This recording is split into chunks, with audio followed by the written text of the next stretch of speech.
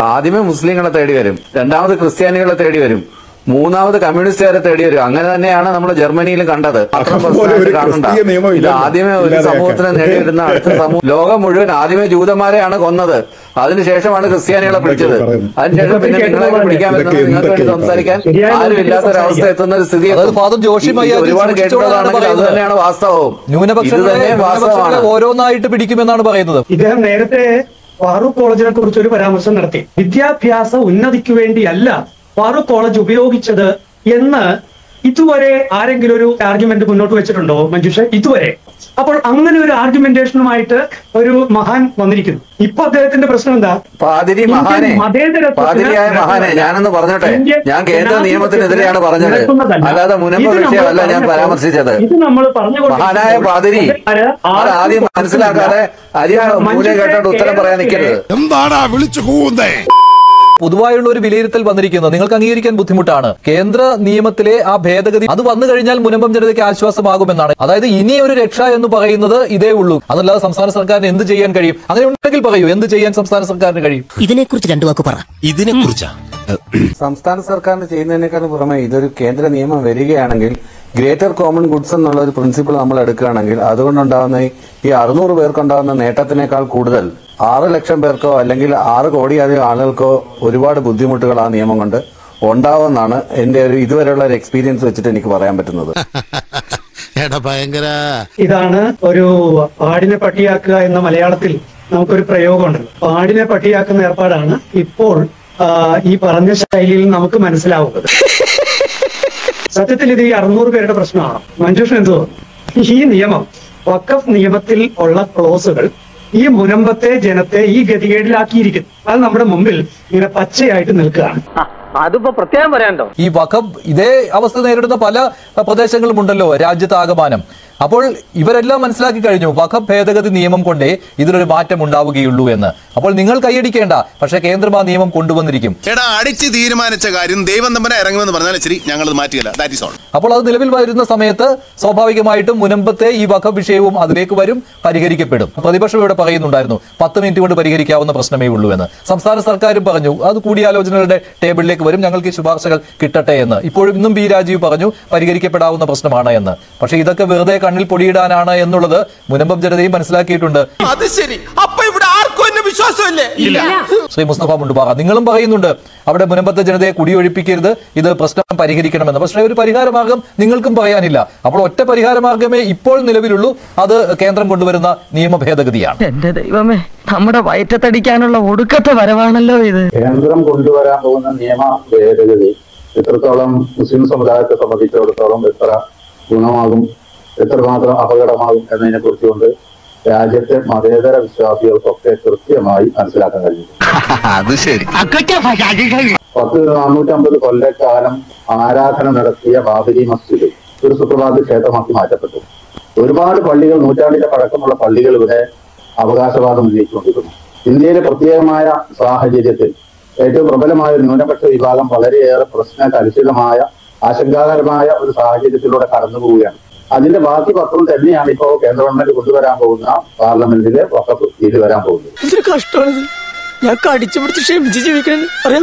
അത് ഇത്രത്തോളം അപകടമാണ് എന്നതിനെ കുറിച്ചുള്ള ബോധം ഇവിടുത്തെ മതേതര രാഷ്ട്രീയ പ്രസ്ഥാനങ്ങൾക്കും സംഘടനകൾക്കും ഒക്കെ വളരെ കൃത്യമായ ബോധ്യമുള്ളത് കൊണ്ടാണ് അതിനെതിരെ ശക്തമായ പ്രതികരണം നടന്നുകൊണ്ടിരിക്കുന്നത്. ബില്ല് സർക്കാർ കൊണ്ടുവരാൻ വന്നേക്കാം, വന്നാലും ഉണ്ടാക്കാൻ പോകുന്ന ഭവിഷ്യത്ത് നമ്മൾ മുന്നിൽ കാണുന്നുണ്ട്. പക്ഷേ ജനാധിപത്യ രാജ്യത്തെ സംബന്ധിച്ചിടത്തോളം, മതേതര രാജ്യത്തെ സംബന്ധിച്ചിടത്തോളം ഇന്ന് നടന്നുകൊണ്ടിരിക്കുന്ന സംഭവങ്ങൾ ആ ബില്ല് നടപ്പിലാകുന്ന സാഹചര്യത്തിൽ ഉണ്ടാകാൻ പോകുന്നത് നമ്മുടെ മതേതരത്വത്തിന്റെ മരണമണിയാണ്.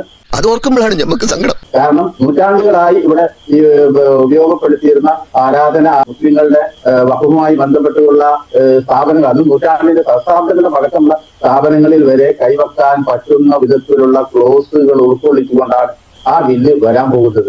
ഒരുപക്ഷെ മുനമ്പത്തെ സംബന്ധിച്ചിടത്തോളം ആ നിയമത്തിന്റെ പരിരക്ഷ വെച്ചുകൊണ്ട് ആ ഒരു പിൻബലത്തിൽ അത് പിടിച്ചെടുക്കപ്പെട്ടുകൂടായില്ല എന്നത് ഒരു യാഥാർത്ഥ്യം തന്നെയാണ്. നമ്മൾ അതിനെ നിഷേധിച്ചിട്ട് കാര്യമല്ല. പക്ഷെ യാഥാർത്ഥ്യം ഇതാണ്. നമ്മുടെ കേരളത്തിൽ ഇത് മാത്രമല്ല, മുനമ്പത്തെ വിഷയം മാത്രം പരിഹരിക്കാൻ കഴിയില്ല. വേറെയും ഒരുപാട് വഖഫ് ഭൂമികളുടെ പേരിൽ അവകാശവാദം ഉന്നയിച്ചുകൊണ്ട് പലതരത്തിലുള്ള ശ്രമങ്ങളും നടന്നുകൊണ്ടിരിക്കുന്നുണ്ട്. മുനമ്പത്തെ വഖഫ് ഭൂമിയാണ് എന്ന് എല്ലാവിധ ഡോക്യുമെന്റും ഉള്ള ഒരു ഭൂമിയിലാണല്ലോ ഈ അവകാശവാദം ഉന്നയിക്കപ്പെടുന്നത്. ഇവൻ പറയുന്നത് വിശ്വസിക്കരുത്. ഇവൻ ഭക്ഷണം കഴിക്കാനും കള്ളം പറയാനും മാത്രമാണ് വാ തുറക്കുന്നത്. പക്ഷെ അതേ സമയത്ത് ഞാൻ നേരത്തെ പറഞ്ഞ് ഞാൻ ആവർത്തിക്കുകയാണ്, അവിടുത്തെ പാവപ്പെട്ട മത്സ്യത്തൊഴിലാളികൾ ഉൾപ്പെടെയുള്ള അർഹതപ്പെട്ട ആളുകൾ അവർ സംരക്ഷിക്കപ്പെടുക തന്നെ വേണം. കാരണം അവർ നിരപരാധികളാണ്, പൂർണ്ണമായും നിരപരാധികളാണ്. പക്ഷെ അതെങ്ങനെയാന്നുള്ള ചോദ്യമുണ്ടല്ലോ. അത് വെറുതെ എന്ന് പറഞ്ഞാൽ പോരല്ലോ. എങ്ങനെ സംരക്ഷിക്കപ്പെടും? ആര് വിചാരിച്ച് സംരക്ഷിക്കപ്പെടും? വഖഫ് ബോർഡ് പറയുമോ അവരവിടെ താമസിച്ചോട്ടെ എന്ന്? വഖഫ് ബോർഡ് ഈ ഭൂമി വിട്ടുകൊടുക്കും അവർക്ക്? വെറുതെ വായിത്തോന്ന് പറയാൻ കഴിയും അവരവിടെ താമസിച്ചോട്ടെ എന്ന്. പക്ഷെ അവർക്ക് ടാക്സ് അടയ്ക്കാൻ പോലും പറ്റാതെ അവരവിടെ ജീവിച്ചിട്ട് എന്ത് കാര്യം? അല്ല, അവിടെ സംബന്ധിച്ച രണ്ട് യാഥാർത്ഥ്യം, ആദ്യം ഞാൻ പറഞ്ഞ രണ്ട് യാഥാർത്ഥ്യം, ഒന്നാണ് വഖഫുഭൂമിയാണ് എന്ന് നമ്മൾ അംഗീകരിച്ചേ പറ്റുള്ളൂ. അത് രേഖകൾ അങ്ങനെയാ പറയുന്നത്. രണ്ടിലും അവിടെ പാവപ്പെട്ട ആളുകൾ വഞ്ചിക്കപ്പെട്ടുകൊണ്ട് അവിടെ കുടിയേറി താമസിക്കേണ്ട സാഹചര്യം വന്നിട്ടുണ്ട്. അല്ല, നിലവിലെ വഖഫ് നിയമം അനുസരിച്ച് ഇതെല്ലാം പരിശോധിച്ചുവല്ലോ. നിലവിലെ വഖഫ് നിയമം അനുസരിച്ച് ഇതെല്ലാം പരിശോധിച്ചുവല്ലോ. ഇനി ആ ഭേദഗതി വരട്ടെ, അപ്പോൾ ആ പരിശോധന ഒന്നുകൂടി നടക്കട്ടെ, അപ്പോൾ അറിയാമല്ലോ. ഇനി അങ്ങനെയാണ് വഖഫ് ബോർഡ് അത് കണ്ടെത്തി, പിന്നെ അത് ട്രിബ്യൂണലിൽ പോയി, ട്രിബ്യൂണലിനെ അത് ചോദ്യം ചെയ്യട്ടെ, അത് കോടതികളിലേക്ക് വരട്ടെ. എന്നാലാണല്ലോ അവർക്ക് പൂർണ്ണമായിട്ട്. ഇനിയിപ്പോൾ കോടതി എതിർത്ത് വിധിച്ചാൽ അങ്ങനെ ആകട്ടെ. പിന്നെ എന്തിനീ പുകലികൾ അത്രയും കാര്യങ്ങൾ അങ്ങനെ തന്നെ നടക്കട്ടെ. വയനാട് അങ്ങനെ തന്നെ നടക്കട്ടെ. അതാണ് വയനാട്. അങ്ങനെയാണല്ലോ യഥാർത്ഥത്തിൽ അത് നീതി കിട്ടിയോ ഇല്ലയോ എന്നുള്ളൊരു അളക്കലാവുകയുള്ളൂ. ഇത് അങ്ങനെയല്ലല്ലോ. ഇത് ഏകപക്ഷീയമായിട്ട് ഒരു തീരുമാനം അങ്ങ് എടുക്കുക എന്നുള്ളതാണല്ലോ ഇതുവരെ വന്നിട്ടുള്ളത്. അങ്ങനെ ഏകപക്ഷീയ തീരുമാനമല്ല. ഇതുവരെ ഇവിടുത്തെ വഖഫ് ബോർഡുകളും ട്രൈബ്യൂണലുകളും ഒക്കെ എടുത്തിട്ടുണ്ട്. അവിടുത്തെ നിയമവ്യവസ്ഥയുടെ ഭാഗം തന്നെയാണില്ലോ. അത് നമ്മൾ എന്തുകൊണ്ട് അംഗീകരിക്കപ്പെടുന്നില്ല? ഒരു മുസ്ലിം ഇഷ്യൂ ആകുന്ന സമയത്ത് അതിനൊരു ചാപ്പി അടിച്ചുകൊണ്ട് പ്രത്യേകമായ താല്പര്യത്തോടുകൂടി വിഷയത്തെ ചർച്ച ചെയ്യപ്പെടുമ്പോഴാണ് പ്രശ്നം വരുന്നത്. എന്നിട്ട് ഇവിടുത്തെ നീതി ന്യായ വ്യവസ്ഥയുടെ ഭാഗം തന്നെയാണ് ട്രിബ്യൂണൽ ഉൾപ്പെടെയുള്ളവര്. അതുപോലെ തന്നെ ഇവിടുത്തെ വഖഫ് ബോർഡ്, ഇതുപോലെ ട്രിബ്യൂണൽ വേറെ പലതിനുമില്ലേ, അവരൊക്കെ എടുക്കുന്ന തീരുമാനങ്ങൾ ഫൈനലാകുന്നില്ലേ? അതിവിടെ പാരമ്പര്യമായി നടന്നു വരുന്നതാ. ഇത് ഇന്നോ ഇന്നലെയോ ഉള്ളതല്ല. ബ്രിട്ടീഷുകാരുടെ കാലഘട്ടം മുതൽ ഈ വഖഫിനുള്ള പരിരക്ഷ ഇവിടെ കൊടുത്തിട്ടുണ്ട്. ജനാധിപത്യ ഇന്ത്യയിലും ആ പരീക്ഷ ലഭ്യമാകുന്നുണ്ട്. അത് സുപ്രഭാതത്തിൽ വന്നിട്ട് കോൺഗ്രസ് സർക്കാർ കൊണ്ടുവന്ന ഒരു നിയമനിർമ്മാണമാണല്ലോ വഖഫ് നിയമം എന്ന് പറയുന്നത്. അവരാണ് ഇപ്പോൾ 10 മിനിറ്റ് കൊണ്ട് ഇത് പരിഹരിക്കാൻ പറ്റുമെന്നൊക്കെ പറയുന്നത്. തള്ളി മലത്താണല്ലോ.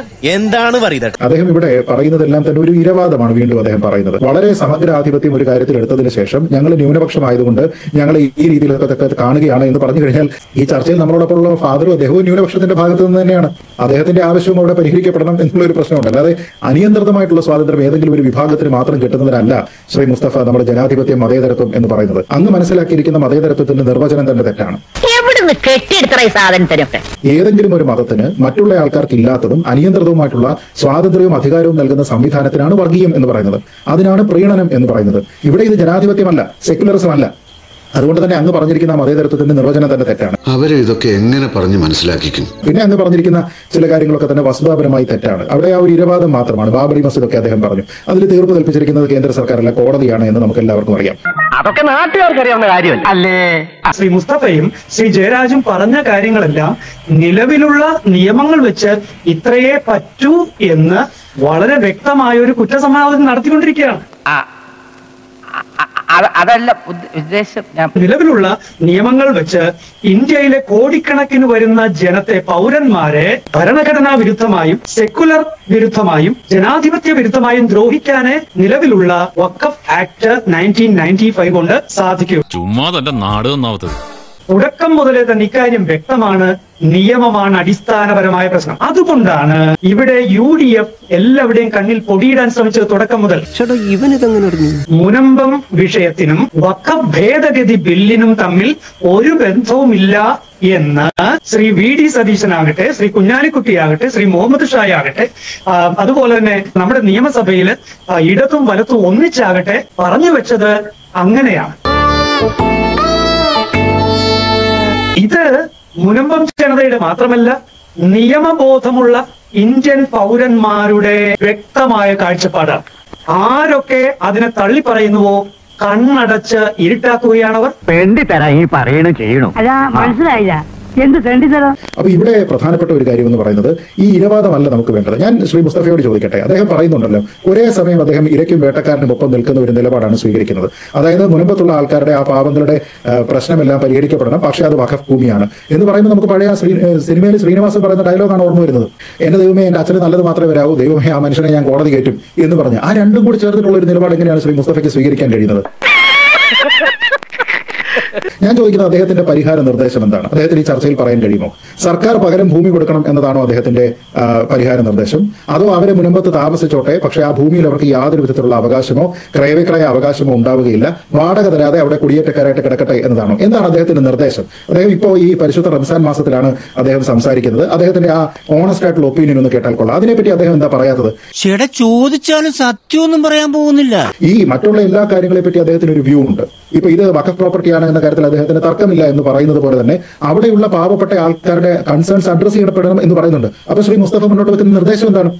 ഇതുവരെ നമ്മളാരും കേട്ടിട്ടില്ലാത്ത എന്തെങ്കിലും നിർദ്ദേശമാണോ? അതുകൂടി കേൾക്കണ്ടേ? അപ്പൊ അങ്ങനെയൊന്നും പറയാനുമില്ല.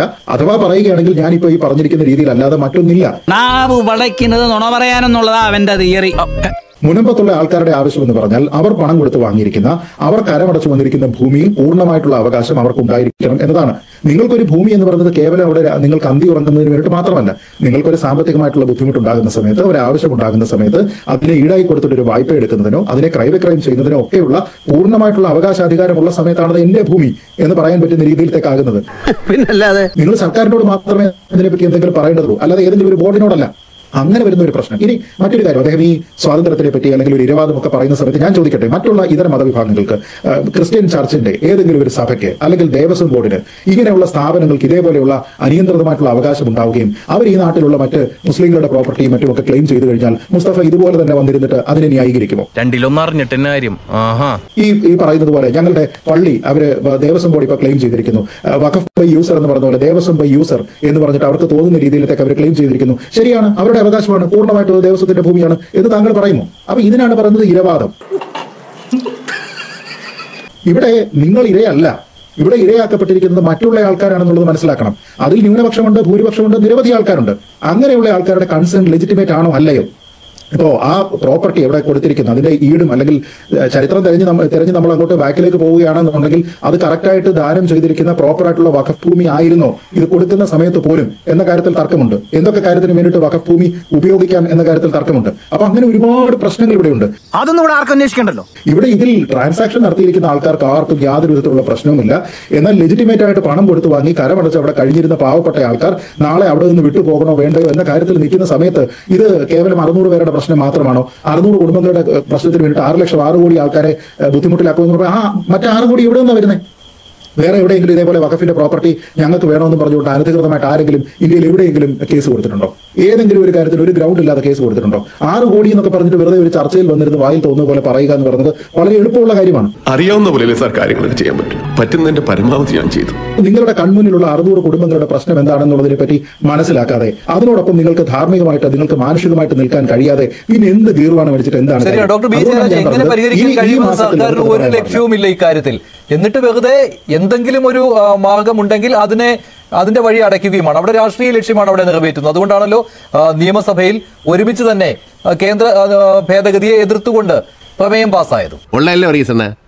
അതെ, കേരളത്തിലെ പ്രധാനപ്പെട്ട നഗരങ്ങളൊക്കെ എടുത്തു നോക്കുകയാണെങ്കിൽ എല്ലാ ജില്ലകളിലും സുപ്രധാനമായ തന്ത്രപ്രധാനമായ സ്ഥലങ്ങൾ ഇരിക്കുന്നത് അതാത് സ്ഥലങ്ങളുടെ ബിഷപ്പുമാരുടെ കൈകളിലാണ്. പിന്നെ ബാക്കിയുള്ളത് റെയിൽവേയുടെ കൈകളിലാണെന്ന് നമ്മളൊരു സർവേ നടത്തി കഴിഞ്ഞാൽ മനസ്സിലാക്കാവുന്ന കാര്യമുള്ളൂ. അതൊക്കെ അറിയാലേ. പിന്നെ അതുപോലെ തന്നെ എറണാകുളത്ത് നടന്ന ഏറ്റവും ഒടുവിൽ നടന്ന ക്രയവിക്രയത്തിൽ തുടർന്നുണ്ടായ ഇ ഡി റെയ്ഡും മറ്റു കാര്യങ്ങളും ഒക്കെ നമ്മൾ കണ്ടതാണ്. അപ്രോപ്രിയേറ്റ് ആയിട്ടുള്ള ഫണ്ട്സ് കാണിക്കുകയും അതിനെതിരെ അന്വേഷണ ഉത്തരവിടുകയൊക്കെ ചെയ്തതും അതിന്റെ അന്വേഷണം ഇടയ്ക്ക് വെച്ച് നിന്ന് പോയതൊക്കെ നമ്മൾ കണ്ടതാണ്. അവരാരും ഈ ഒരു തുണ്ട് ഭൂമി പോലും സൂചി കുത്താൻ പോലും സ്വന്തം സമുദായത്തിൽപ്പെട്ട ആളുകൾക്ക് പോലും സൂചി കുത്താനുള്ള സ്ഥലം കൊടുക്കത്തില്ല. എത്രയോ ആശ്രമങ്ങളുണ്ട്. ആശ്രമങ്ങൾക്ക് അന്യാധീനപ്പെട്ട് കിടക്കുന്ന അല്ലെങ്കിൽ ആളുകൾ പോലും ഇല്ലാതെ നോക്കാനും കാണാനും ഇല്ലാതെ പരസ്പര ഏക്കർ സ്ഥലം കിടക്കുന്നു. അത്തരം സന്യാസ സമൂഹങ്ങൾ ഏതെങ്കിലും പാവപ്പെട്ട ജനതയ്ക്ക് കൊടുക്കാറുണ്ടോ? ഇതൊന്നും കൊടുക്കാറില്ല. ഇതൊന്നും കാശ് കൊടുത്ത് മേടിച്ചിരിക്കുന്ന എന്തിനാ കൊടുക്കുന്നേ? എന്തിനു കൊടുക്കണം എന്നുള്ളത് പറയൂ. പള്ളി അവരുടെ സ്വത്ത് എന്തിനു കൊടുക്കണം? കാശ് കൊടുത്ത് മേടിച്ചതെന്നല്ല. ബ്രിട്ടീഷുകാരുടെ കാലം തൊട്ട് ഇഷ്ടദാനമായിട്ട് കിട്ടിയ മറ്റു പല രീതികളിലും കിട്ടിയ ഭൂമി, ഇഷ്ടംപോലെ ഭൂമിയുണ്ട്. അൽമായരുടെ പണം എടുത്ത് കൈകാര്യം ചെയ്യുന്ന പാതിരിമാരുണ്ട്. അപ്പൊ അത്തരം വിഷയങ്ങളിലോട്ടൊന്നും കൂടുതൽ നമ്മൾ കടക്കണ്ട. ആദ്യമേ മുസ്ലിങ്ങളെ തേടി വരും, രണ്ടാമത് ക്രിസ്ത്യാനികളെ തേടി വരും, മൂന്നാമത് കമ്മ്യൂണിസ്റ്റുകാരെ തേടി വരും. അങ്ങനെ തന്നെയാണ് നമ്മൾ ജർമ്മനിയിലും കണ്ടത്. ഈ നായിന്റെ മോനെ ഇനി ഞാൻ കൊന്നുകളയും. നീ എന്ത് പറഞ്ഞാലും എന്തിനാണ് അമേരിക്ക പോകുന്നത്? വഖഫിനെതിരെ നിയമം നടപ്പിലാക്കുന്നുണ്ടെ ആരും കണ്ട് കൈയടിക്കുകയും പ്രോത്സാഹിപ്പിക്കുക, അതുകൊണ്ട് മാത്രമാണ് മുനമ്പത്തിലെ പ്രശ്നം എന്ന് പറഞ്ഞിട്ട് ന്യൂനീകരിച്ച് കേരളത്തിലെ മാത്രം പ്രശ്നമായിട്ട് കാണണ്ട. ഇത് ആദ്യമേ ഒരു സമൂഹത്തിന് നേടിയിരുന്ന അടുത്ത സമൂഹം എന്ന് പറയുന്നത് ക്രിസ്തു സമൂഹമാണെന്നുള്ള കാര്യം മറക്കണ്ട. മൂന്നാമത് അങ്ങനെയാണ് വർക്ക് ചെയ്യുന്നത്. ലോകം മുഴുവൻ ആദ്യമേ ജൂതന്മാരെയാണ് കൊന്നത്, അതിനുശേഷമാണ് ക്രിസ്ത്യാനികളെ പിടിച്ചത്. അതിനുശേഷം പിന്നെ നിങ്ങളെ പിടിക്കാൻ വരുന്നത് നിങ്ങൾക്ക് വേണ്ടി സംസാരിക്കാൻ ആരും ഇല്ലാത്തൊരവസ്ഥ എത്തുന്ന ഒരു സ്ഥിതി.